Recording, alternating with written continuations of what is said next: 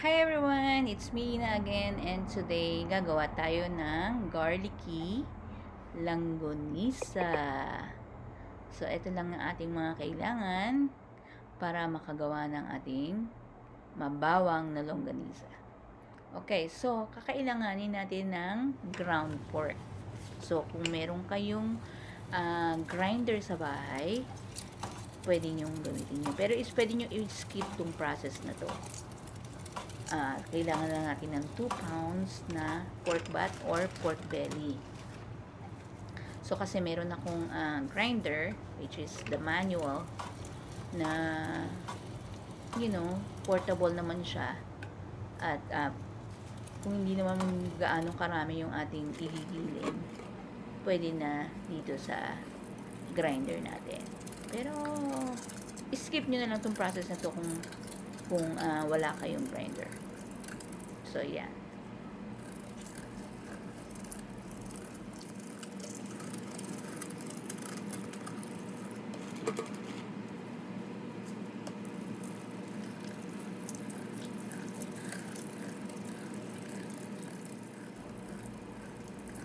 Pagka more than 2 pounds na, masakit na sa kilikili. So, mas madali kung bibili na lang tayo bibili kayo sa market na po pwedeng yung gamitin para sa longganisa. So, kung maaari, wag yung pinong-pino, no? Yung medyo coarse lang siya yung pagkagiling niya.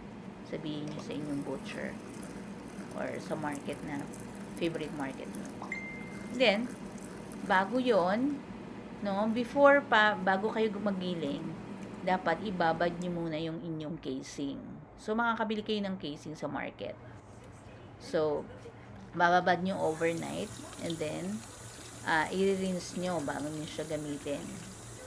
So, itong casing, siguro, magtanong lang kayo sa mga favorite supermarket nyo.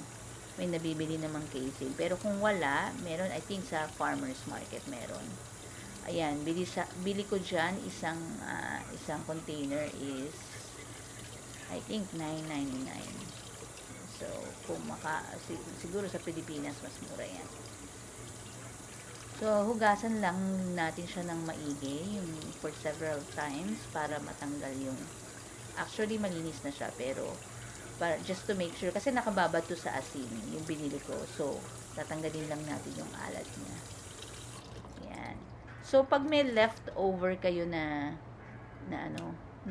casing, ibalik lang natin siya dun sa container na binila natin kasi may asin yun. Okay, so ito na yung ating mga kailangan.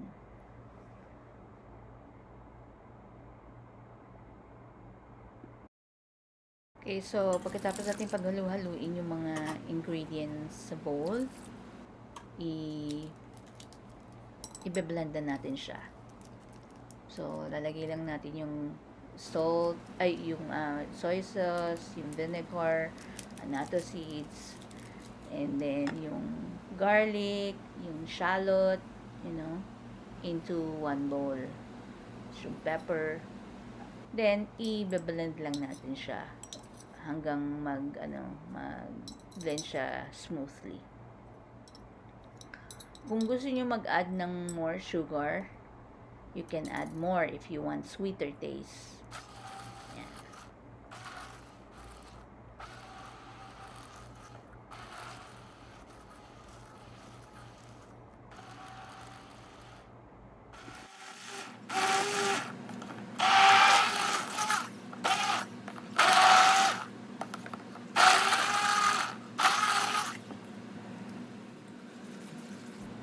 Then, pag na-blend na natin yan, i-mix na natin, lalagay tayo ng 1 tablespoon of sriracha. Ito, optional lang to ha. If you want medyo maanghang, pwede.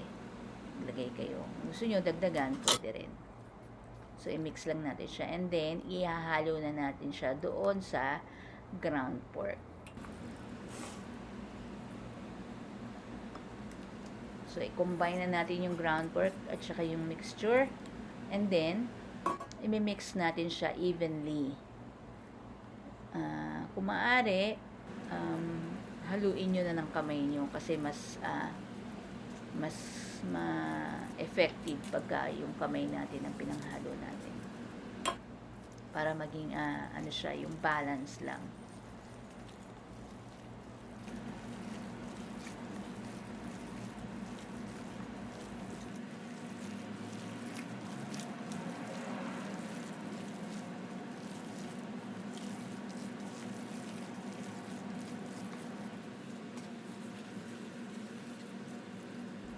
Okay, so dahil sa garlicky, maglalagay pa tayo ng at least 8 cloves of minced garlic.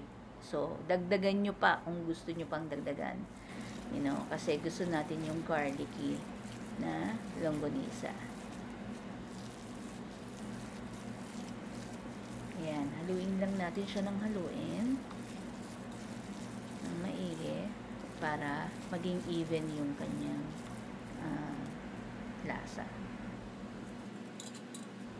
Okay, so mayroon pang isang way para kung wala kayong yung para ilagay yung longganisa sa casing.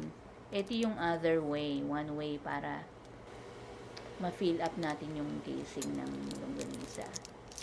Kailangan lang meron kayong empty bottle, i-cut nyo lang yung bottom nun, and then i-push nyo lang siya. Ganyan.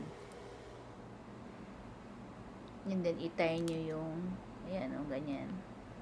Ilalagay niyo sa spout ng bottle and then i-squeeze niyo lang siyang ganyan. Ayan. Tapos, isa pang way is gumamit kayo ng piping bag or pastry bag. Ayan. Ilalagay niyo dyan sa loob. Maglalagay lang kayo ng sausage tube inside. Tapos, i-squeeze niyo lang siya. Tapos, ilalagay niyo yung pinaka-spout ng yung tube. Ilagay nyo doon yung casing and then squeeze nyo lang siya ng squeeze hanggang mag-form into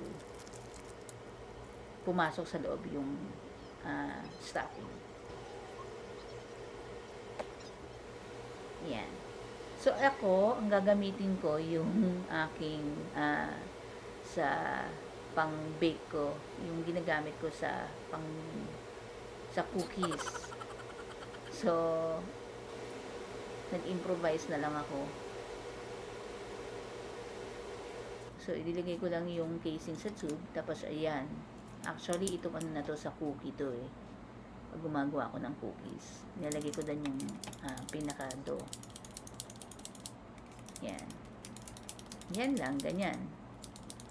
So, there's still other ways. Kung gusto nyo naman, pwede namang skinless if you want. Kung wala kayong ganyan. Okay, so nilagay na natin sa casing yung ating giniling, So, ngayon, itatali na natin siya. Hindi naman ako expert sa pagtali. Pero, at least, ano nyo lang siya ng into 2 inches yung length ng longganisa nyo. Pwede rin, kung meron pa kayong other ways kung paano itali itong longganisa na to, you may do so. Ako kasi, ina-admit ko, I'm really having a hard time pag nagtatali nito. So, whatever na lang. Ayan.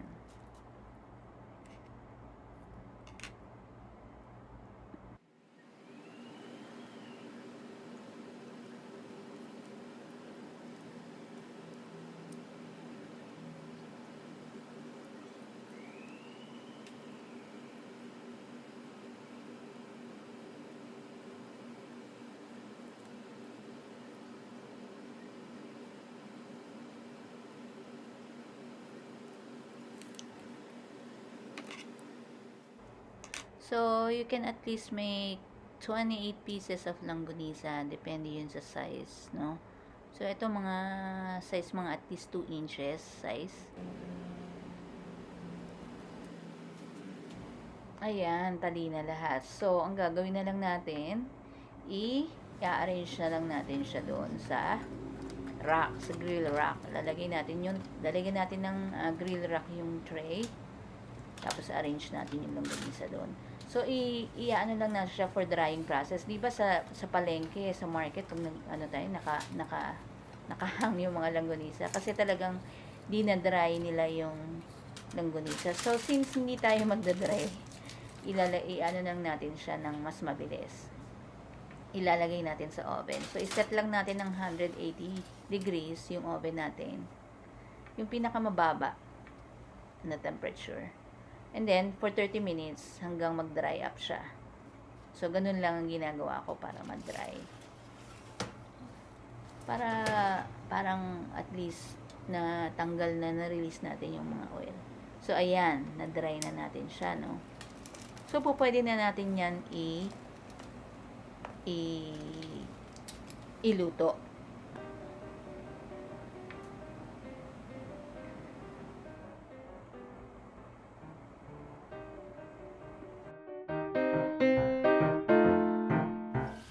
Paglulutuin na natin siya, maglagay lang tayo ng half cup of water sa pan and let it simmer until na mag-evaporate na yung ating yung tubig, ano. And then hanggang lumabas na yung oil niya. So, ipiprito nyo na lang siya dun sa oil na galing dun sa pinagpakuluan. So, yan, lalabas na siya by its own. Yan. Pipirito lang natin siya. Basta i-avoid lang natin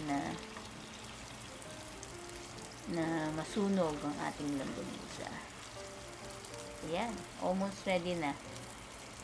So, pwede na yan. With rice, with steamed rice. Okay. Okay, that's it.